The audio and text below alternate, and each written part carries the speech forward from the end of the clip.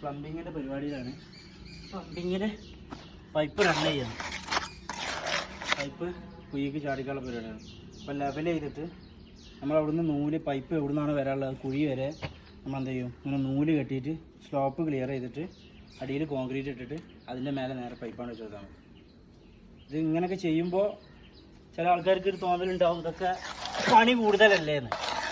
പക്ഷേ മണ്ണ് നമ്മളെന്തായാലും ഇത് സ്ലോപ്പ് ലെവൽ ചെയ്യണമല്ലോ. അപ്പോൾ ആ ലെവൽ ചെയ്യുന്ന ആ രീതിക്ക് നമ്മൾ ആദ്യം ഒരു കുറച്ച് സമയം ഇതിന് മെനക്കെടേണ്ടി വരും.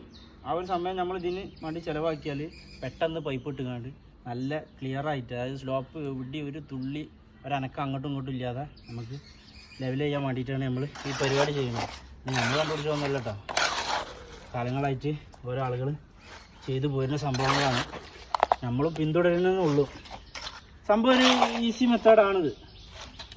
അടിപൊളിയായിട്ട് കോൺക്രീറ്റ് ചെയ്താൽ, കോൺക്രീറ്റോ സിമെൻറ്റോ ടൈൽസ് ഇടുന്നവരുണ്ട്, ടൈൽസിൻ്റെ പീസ് വെച്ചുകൊണ്ട് ചെയ്യുന്നവരുണ്ട്.